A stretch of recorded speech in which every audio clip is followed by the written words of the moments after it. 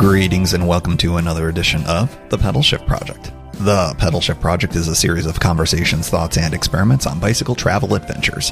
From tips and tricks to ideas on how to ride your ride, let's shrink the world by bike. Show notes and more are available at pedalshifted.net/351, and you can email the show at pedalshift@pedalshift.net or text me at 202-930-1109 and check Pedal Shift out on all the socials as well. Hello, everybody. Welcome to the 351st edition of the Pedal Shift Project. My name's Tim Mooney. Thanks so much for joining. On this edition, we are going to jump headfirst into one of the goals of this particular year, and that is the kind of continuing saga of building the Pedal Shift eBike. And I am very excited to bring this to you in this format. And it's going to be basically, here are where my thoughts are in January of 2024. Getting a little bit organized on the types of things that I'm going to be looking at and giving you a sense of, I guess, a bit of a roadmap of how I'm going to end up approaching all of this. If you were excited to hear Sam, the AI, in this episode, probably not going to do that. But Sam was very, very helpful in getting me organized, figuring out the types of things that I need to, figure out. I will say that the bulk of this is probably going to end up really getting pushed into the late winter and early spring. I think I might have mentioned that before in a prior episode. So a lot of the stuff is going to be happening in the background. I'm going to be bringing you along in a variety of episodes through the year that shows the journey here. And I think I want to say at the outset that my intention is to build this. My intention is, because I really want to. I mean, I wouldn't be doing this if I didn't really want to. But I'm also leaving it open to the possibility that as I do research on this and as I, spec out things and get into cost and all that other kind of stuff, that I might end up tabling the actual purchase and or build of this until maybe later for any of a variety of reasons that I can think of right now. One, the cost might be higher than I want. Say, for instance, that I spec things out and the minimum kind of viable bike or minimum viable battery setup or whatever ends up being more expensive than I want to tackle now. Those things may come down in price. The bike probably not, but the battery situation could potentially come down in price later on. Or there might be other factors that would tell me to wait. That would be part of the process, and I still think that would be a successful type of thing. Or alternatively, I may just throw the hat over the wall and just go for it, and you'll be with me with all of that. Okay, so with that sort of preamble aside, let's talk a little bit more about what the overall goals are for this particular bike that I'm looking at building and my mindset on all of this. As I mentioned before, this is really very much inspired by my discussions with Biking Brian, seeing how successful he's been with some really cool kick-ass tours on his e-bike and what he has managed to build. I feel like Brian is way, way more adept at this kind of stuff, particularly the battery building, than I am. So it's going to require a lot of education on my part to be able to do what I think the end goal is, which is to do a custom battery build. And we'll get to that in a moment here. But I want to really give a shout out to Brian and what an inspiration he has been for all of this, because I think that when I look at some of the tours that I would like to do, or some of the riding that I would like to do, really more to the point, I would love to be able to cover more ground in less time. And I look at that in two different ways. I tend to have time constraints because of the day job, because of family obligations, things like that. And I'm starting to notice that my desire to bang out more than, say, 60 miles in a day is really ebbing. I'm really not super stoked to do that. I tend to find that to be a real barrier in my mind, but I would love to be able to hit higher mileages there. Also, and I'm not getting any younger here. I'm still in reasonably decent shape. I tend to be in decent shape for a long time, but I do think that an e-bike is going to maybe stretch out my abilities to do tougher rides, particularly bigger climbs, particularly maybe also in hotter climates. It might help me with all of that too. So I think that this is going to be a good aid for getting to places in shorter times or places that I've said no to, because I think that this will take a little bit of the edge off. So there's your overall kind of goal building there. I'm going to talk about bicycle selection. I'm going to talk about the mid-drive motor choice and, of course, the custom battery build here, because I think those are the three real main components to this e-bike build. I'm also at the outset here going to ask, hey, if you've done this and you've got thoughts on this, I've already heard from a few of you. I would really love to hear more about it, particularly if you think that your bike that maybe you commercially purchased might check some of these boxes that I'm looking at. I would love to hear from you, because I think I wouldn't mind fast forwarding some of this stuff by just purchasing something out of the box if it hits the marks that I need. Okay, so let's start off with the bicycle selection. I think this is the most likely type of thing where I might be able to purchase something that out of the box hits what I need. Now, obviously, if I buy just a bike itself without it being pre-built as an e-bike, there's some things that I have to do. Also, I may be purchasing, let's say that I end up purchasing a bike that is e-bike built already. I may be taking out the mid-drive motor because I think that there's a superior selection. That might be something that happens too. But let's talk about the objectives here. I want to make sure that I'm choosing a durable and a compatible frame for an e-bike conversion or buy an e-bike in and of itself. I do think that the frame material is a big open question here. I have been a real steel is real guy for a really long time, but you can't ignore the fact that aluminum frames have gotten much better over time. There's a little bit of a durability question, but I think that the one thing that I have always thought about when it comes to steel frames is the old adage of, well, if you end up having a frame crack or something like that and you're anywhere in the world, you can find somebody with a welder to handle it. Well, that's never happened for me, like ever. I have several steel frame bikes and I've never had a problem. I also have an aluminum frame bike, the Goblin, the Green Goblin. And man, I've banged that thing around a lot and it's been fine too. So I think that at the end of the day, I am going to consider an aluminum frame bike. I suppose I could also consider a titanium frame or a carbon frame as well, but I am a little bit suspect on whether or not those are the right choices for what I need in terms of carrying loads. The battery alone is probably going to be in the 25-pound range, and that's if I pull off the battery that I want to pull off. So that's already a ton of weight. I mean, really the gear that I'm going to be carrying along for the ride with all of this has got to be really minimal if I don't want to be carrying a really, really heavy load. But that's almost inevitable when it comes down to it. And of course, that's going to end up impacting range and all sorts of different things, especially if I have to ride or pedal the thing without any battery assist at some point, if I ever run out of juice, so there's lots of things to consider with all of that. But I do think that frame material is really, really important. So something that is a great way to save some weight, but keep the ability to haul heavy loads, super, super important. That also gets into the idea of bicycle geometry as well. It's important to consider this for comfort, for efficiency, for intended use, all of those types of things.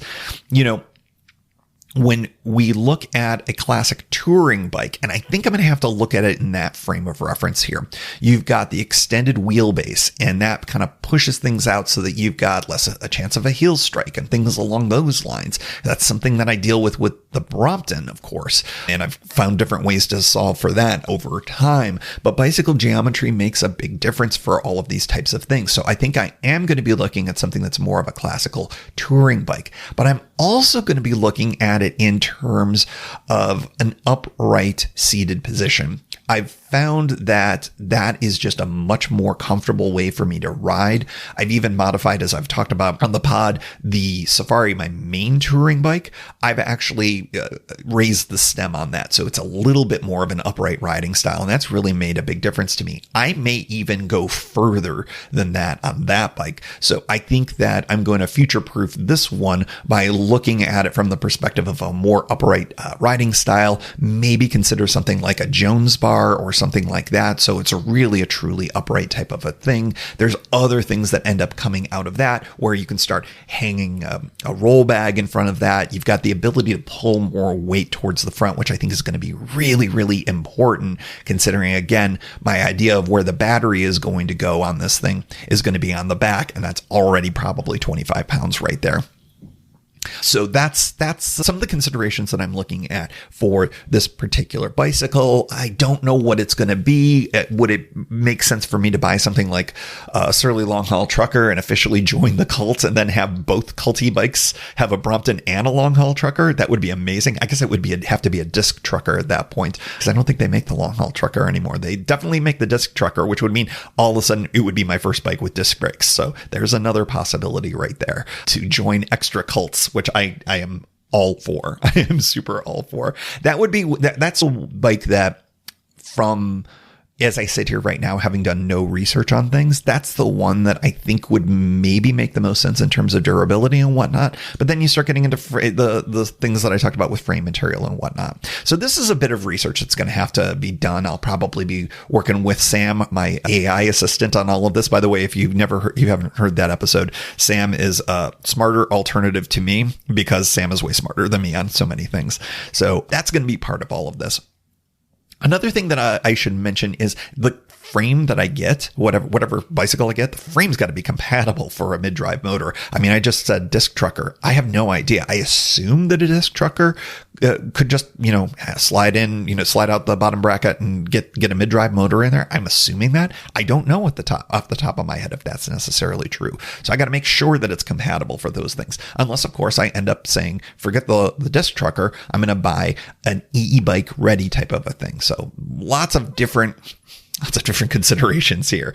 Another consideration is whether I am better off buying a used bike versus a new bike. Obviously, a used bike would be a lot cheaper, but, that takes some legwork too. And we start getting into, scrolling through all the variety of different places where people sell bikes. And I know that there's a lot of scams and stuff like that. So there's a time component to it. There's a lot to be said about trading time for money in a lot of different circumstances. Buying a new bike from a local bike shop is a lot quicker. That's for sure. I may have to wait for it to get delivered in. And I still don't know what the supply chain stuff is on new bikes, but maybe I get lucky. Maybe one of you is selling a bike and that would be good for this. I don't know. We'll figure it all out. But new versus an upgrade and all that is certainly consideration. New versus used. Suspension, I think I talked about this on a prior episode. It is a consideration here. It's something that Sam keeps giving me as a consideration.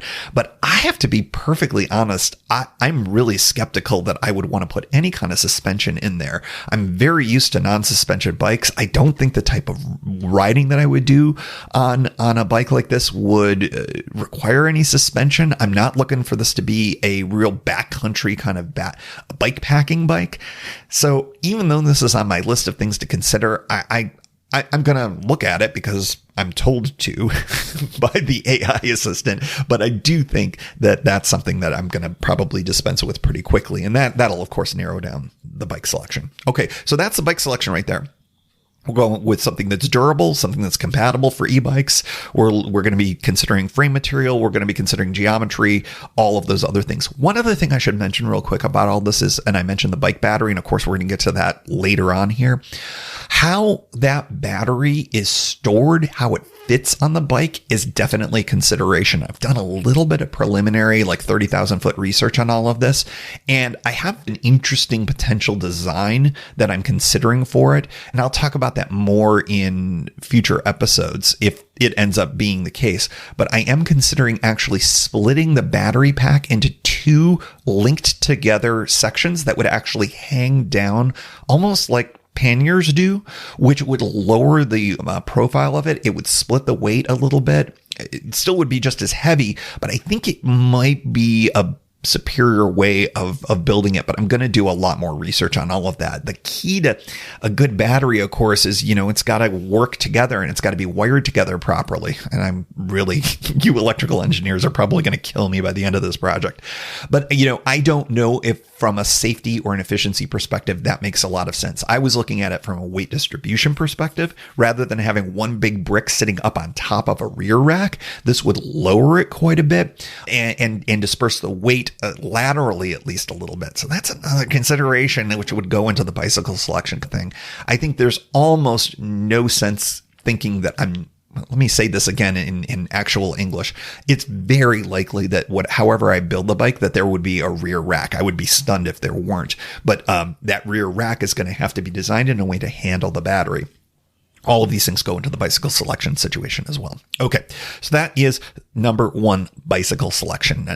Next consideration that we're going to be looking at, the other thing that we've got to design or purchase or whatever, is I think probably going to be ultimately the easiest thing, because I'm not building this, I'm just buying it, and that is the mid-drive motor choice. We've already talked about, and I think I've already fast forwarded past the hub drive system to a mid-drive system, just because they're more efficient, they're better. That means that I need smaller battery packs comparatively. They'll drive the bike a little bit better. We get into the thing where it's more of a pedal assist situation. It's really a much better situation, more natural riding feel. Lots of different good reasons for this. The weight distribution is better. All much better to do it with a mid-drive motor. So I've already made that choice. Then the question ends up being, well, what do we end up choosing? And as you might expect, there's a ton of them. From what I can tell, and tell me if I'm wrong on this, but I think most of them are manufactured in China, which is fine, great. That's where they make such things these days. But there might be some that are built elsewhere. I don't really have an affinity towards where it's built, but I do care about a bunch of different things, and that is power output, because we're going to be choosing how burly of a motor this is. The bigger and more wattage that it is, the more powerful a motor, the more of a battery drain it's going to be. But the bigger motor means that you can go a little bit faster. It can handle, have better torque. It can go up hills a little bit better. So there's probably a sweet spot around that. My best guess at this point is that's probably going to be around 500 watts. They do go to 750. I think that would be my highest end. But again, a 750 watt motor versus a 500 watt motor means I'm burning through that battery quicker. So we want to find that right bit of power output to efficiency that makes the most sense for what my needs are. And I should mention again, and I don't believe I did. I should have done this at the top. The idea here is we really want a bike that's going to be able to go with recharges, fast charges in a day, around 120 to maybe 150 miles. I think 150 would be an incredibly long day and would require a lot of things to fall in place that is more luck than anything else, or a very specific route with a lot of good recharging options. But I would love to be able to consistently get above 100 miles in any given day on a tour. That basically means that I'm 2xing my range. That's the goal right there. And if we can go above 100 miles consistently, that would be great. So the battery matters there. The mid-drive motor choice matters there in terms of the power output relative to the battery. All right, great. Reliability. I've mentioned there's a ton of different manufacturers out there. There's a lot of no-name manufacturers out there. Are those reliable? Are they basically the same motors that get, brands that they're just basically manufactured in the same plant and they're sold for cheaper because they are, no-name brands?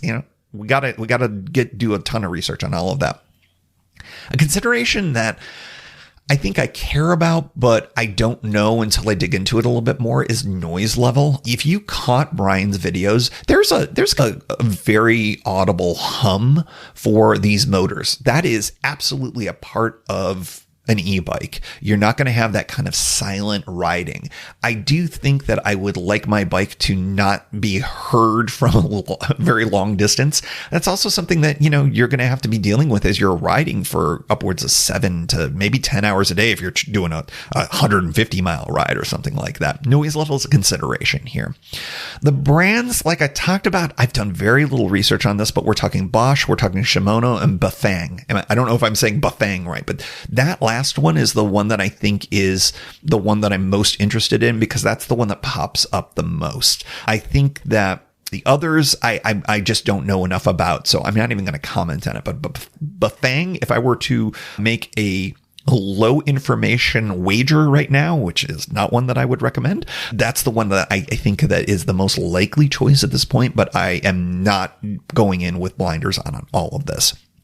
If you have an experience with a particular brand that you would recommend, please let me know. I would love to hear people's opinions on all of this, particularly also if you've tried one and you don't care for it or you think it's bad bang for the buck. Very interested in all of that. Customization here, I mean, we're buying these things out of the box, so there's very little customization that can go here, but we do care a little bit about what the motor can do. Does it have good torque for hills? Is it smooth for more flat riding? These are all considerations for each and every one of these mid-drive motors. I have to be honest, I think that I want something that can do everything pretty reasonably well.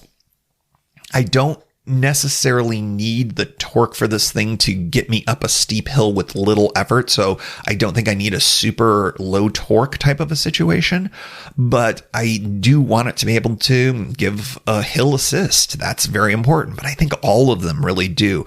And the choices that you make here in this realm matter to, okay, how much power is it taking from the battery? And then it gets to range and all of those types of things. So really important at how it works relative to the battery, relative to the range, and all of those other types of things. So the mid-drive motor choice is going to be very interesting. I may end up making that choice reasonably quickly, or it might be the last thing that I end up deciding, because these things do really matter here. And cost is certainly a consideration as well, although they're not as expensive as I thought, considering they're really the kind of the thing that makes this thing go. It's actually surprising that the price points on these are actually pretty reasonable, I think. Okay, third thing we're going to be looking at, and that is the custom battery build. And I am going to a custom battery build, but I will put an asterisk on this. Mysterious James was at the cabin for a little bit here over the holidays, and we did a little bit of looking at things. And there are commercially built batteries that hit the wattage hours that I would need for this particular bike, but they are built using the older cells that have been used for a long time, the lithium ion batteries. There are newer versions, which are the ones that Biking Brian used, and you get a much better energy density to weight ratio with those. Those are the ones that I'm looking to use, because the commercially built batteries are way heavier and way bigger. To get for instance, I think it was 1,000 watt-hour battery, which I think would probably be on the lower end of what I would find to be acceptable.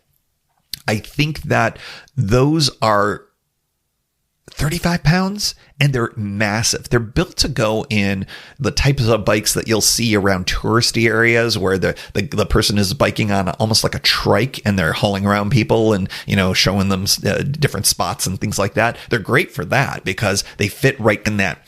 They're along the wheelbase or towards the two rear wheels. They're built for that kind of a thing. That would be way too big and way too heavy to go on a classic two-wheeled bike. And I don't think I want to go trike for this particular bike. I don't think that would make a lot of sense.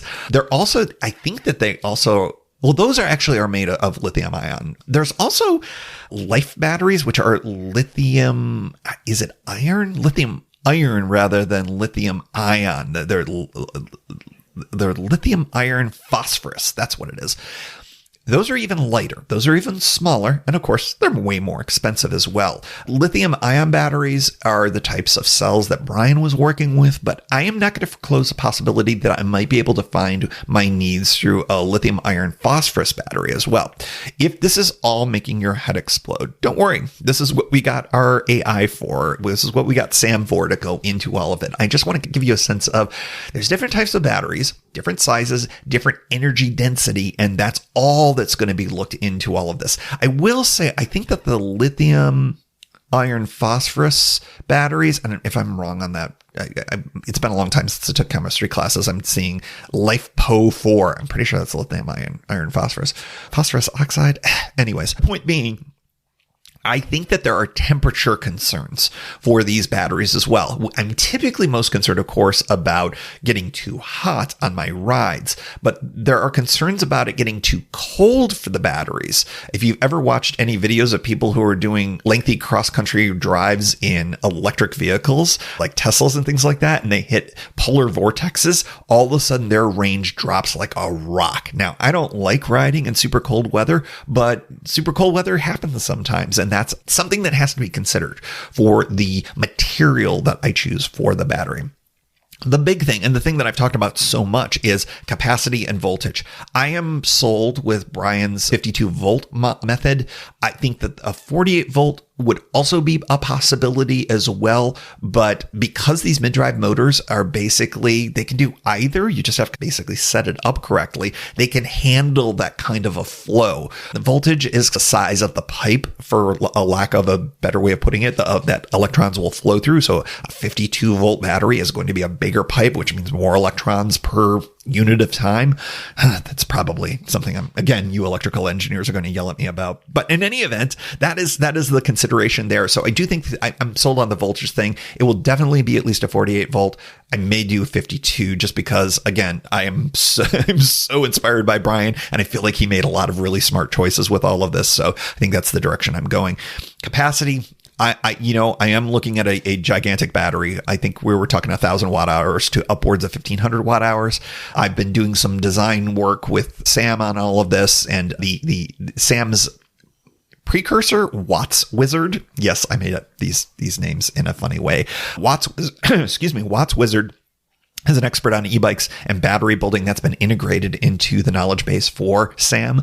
So Sam knows everything that Watts Wizards does, but likes to give credit, which I think is adorable. And Sam comes and gives ideas on batteries, which is, again, adorable. I love it. So that is the consideration there in terms of the capacity for it. The larger the battery, not only does that, of course, give you larger range, but it allows you to fast charge at a faster rate. That was the big aha moment and the big learning thing that I got from Brian, that not only do you want a big battery for capacity, the bigger the battery, the faster you can fast charge. And I think that that's a really cool thing. So I'm going to be looking at that. In terms of building this battery and the safety elements around this, I'm going to be perfectly honest. I wish that I could download my dad's electrical engineering knowledge into my brain, but that's just not going to happen. So I'm going to have to learn all by myself on all of this. A pre-built battery, should it exist, is probably something that I would spend the money on. One thing that I've noticed is that buying these newer cells and building is not a huge cost savings compared to buying a pre-built battery. The difference, of course, is I'm getting a smaller, more energy-dense battery. It also gives me the possibility to do what I talked about earlier, which is to split the battery into two and hang like panniers from the side of the bike, which is an idea and a theory and may not be a good idea for a variety of reasons, but something I'm certainly considering. That's something that is the DIY versus the pre-built type of a thing. I'll be honest, I would really love to do pre-built because there's a whole lot of stuff that I would have to get into with DIY, but I'll do it if I have to, especially if it's the superior way of approaching all of this. When it comes to part sourcing, to safety, I'm going to have to learn all of this. I've got a good spot here at the cabin. My office space now has a good workspace. It's been mostly for building Legos and also doing some minimal work on the table here with my Brompton, which I've got actually right behind me right here for something that will be coming soon. So I've got a good space for it. I just don't know how to do it. And I know that we're looking at spot welding and things like that. Never done that before. I will probably spend a lot of time in front of YouTube videos and whatnot to learn more about it. That's the beauty of YouTube. It's really good about that.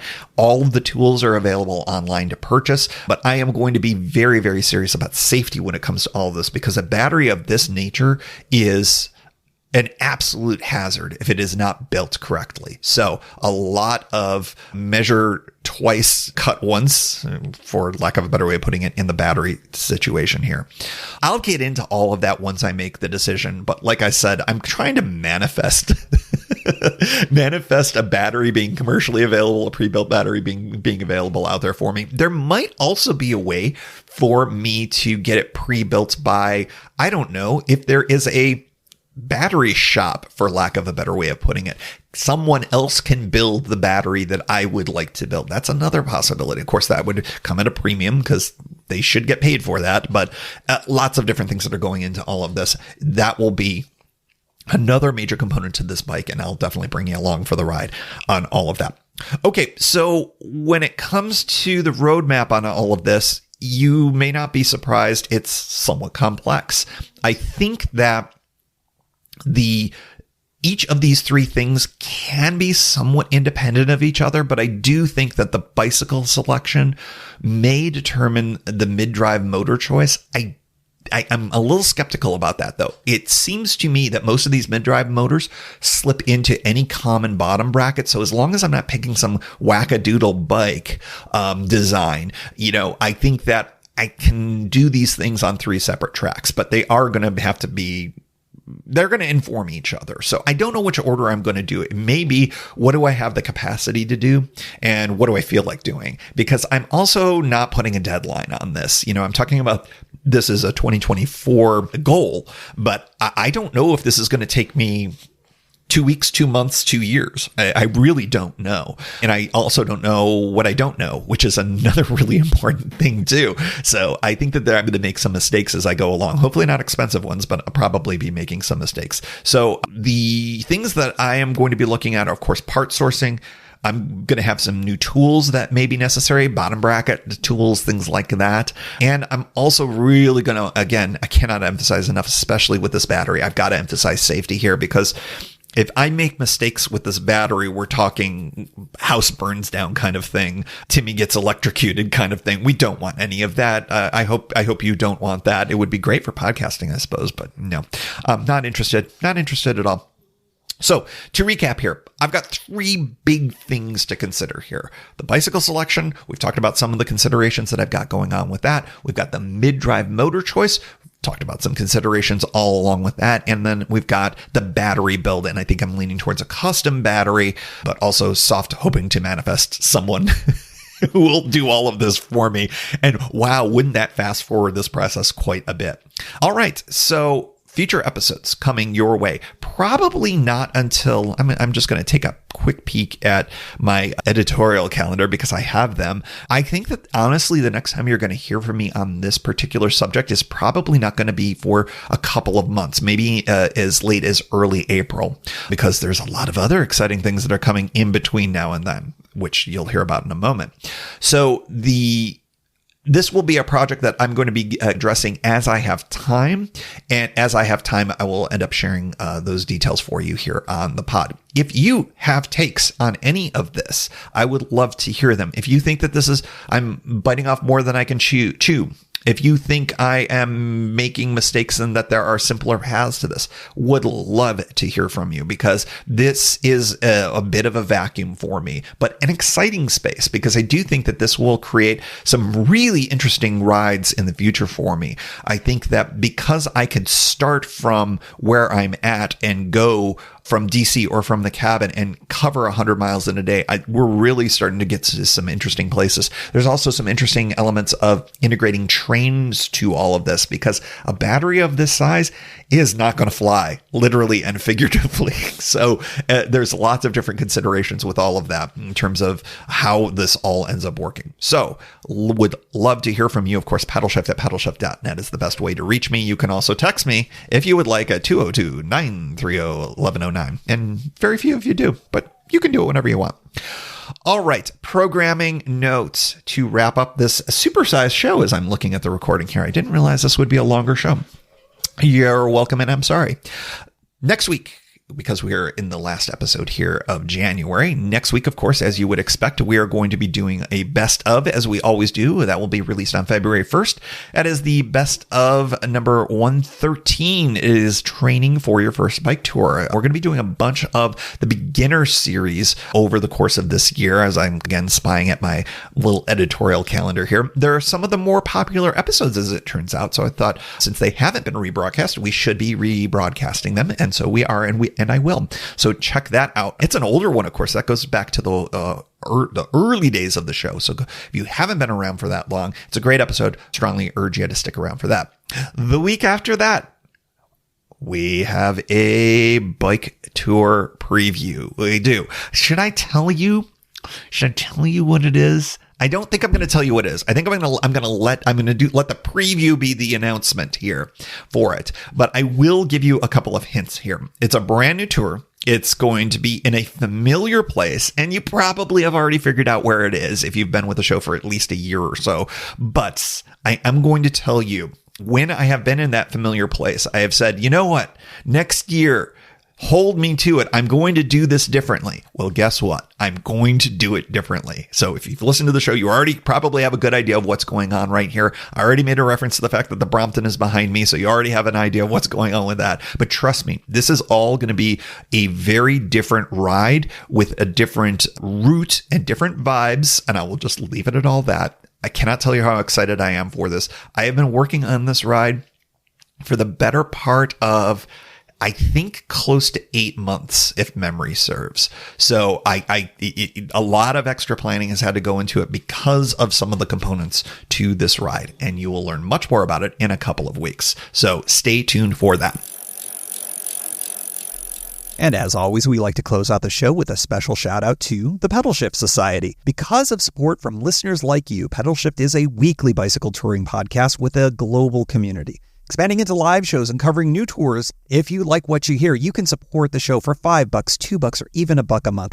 And there's one-shot and annual options if you're not into the small monthly thing. Check it all out at pedalshift.net/society. On to the society.